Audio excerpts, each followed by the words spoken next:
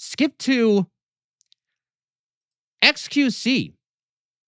And this comes from Grums, where he says that GTA 6 should cost $800. Let's see what he says.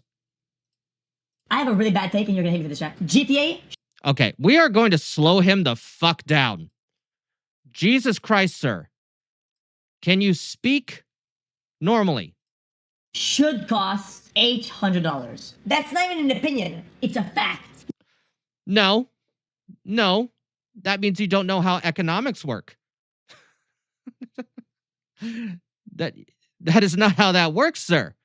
Because if it was $800, no one would be able to buy it at all. Now let's hear his reasoning for this, and then we will graciously correct him. You pay $60, you get fucking nothing. The campaign itself, full playthrough will be how much time? 180 hours probably. Then you get the online shit. I don't remember the main campaign being 180 hours. Maybe it's also including side content in regards to GTA 5. GTA 5, I only played the main story, did some side stuff, and then just let it go. Yep, that's what happens when rich people lose touch with reality. But now, I do understand where he's coming from, where the value of the game, the value, which is different than the price. I think he's trying to combine those two. And I understand the argument. It's just a bad argument in practice. Experience free DLC shit. This shit is going to be probably 1,000 hours of content of a high quality product that clears every other game by a margin of 20x minimum. So if the other games are $550, do the math. Well, one, we don't know what the cost is going to be whatsoever. But Mr. xQc, let us inform you on how the world works. Most people do not earn a paycheck that is big enough to justify a purchase of an $800 game.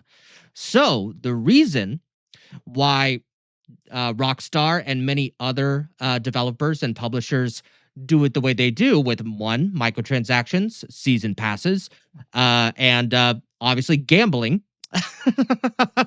is because people get smaller paychecks at a time. Majority of people get around, at the very minimum, at least about $800 to $1,200 paychecks if you're going to the very bare minimum, right? Maybe even slightly lower depending on what state you're in. So what is a better practice is to get a $60 to $80 game, just depending on what they do. I think everyone has decided that $70 games is not good for the industry whatsoever. Is that, let's just pretend it's $70, right? That means you get an initial investment. You get that moolah at the very beginning. They've spent, over $1 billion on this game in about 10 years, apparently. So this is clearly going to be a really big game. Now, you get that initial $70 investment, right? And you include all this stuff that is within the game. Yeah, it's 180 hours or so, like full of content that you can play. Really great deal. Now, if you're a good businessman, you'd be like, you want to know something? There's more. And then consumer goes, ooh, there is more. And then what if Rockstar said, but it's going to cost you another $730? Well, customer's like, man, it's going to take me months and months and months to save for that. And honestly, I don't want to put on my credit card because, man, that's another expense I would have to consider. I already bought the PS5 or my PC and all of that jazz. Okay? But no, that's not what we do here. That is not what we do here. Okay? What they do is they go, okay, well, how about this? We have all this extra gaming content online, and we're going to continue to support it for the next 10 years at the bare minimum. And it's only going to cost you $9.99 a month. I don't know what the season passes or how much the online shit costs for GTA 5. So don't at me on that. I'm just making an example. And then, hey, you can collect, in-game money without spending a single penny. But if you absolutely really want to pay some extra cash on top of your subscription to the service, then, you can buy your own luxury apartment in game.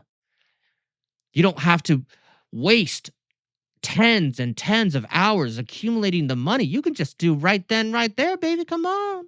Get clothes, other designs, hell, maybe some other weapons when you start up. Like, that means you have a longtime customer rather than doing $800 up front. You actually might get over $2,000 within a matter of 2 or 3 years, potentially more, because you're spoon feeding the content. You shotgun blast them with amazing content, and then you spoon feed them a little at a time so that they're still addicted and they can still taste it and they love the experience. And as long as that amount of money, just that few dollars a month, that $9.99 a month, is keeping them happy, then that consumer's willing to pay that because they only make between $800 and $1,200 per paycheck. You are not everybody, xQc. I do understand your argument. It's just bad in practice.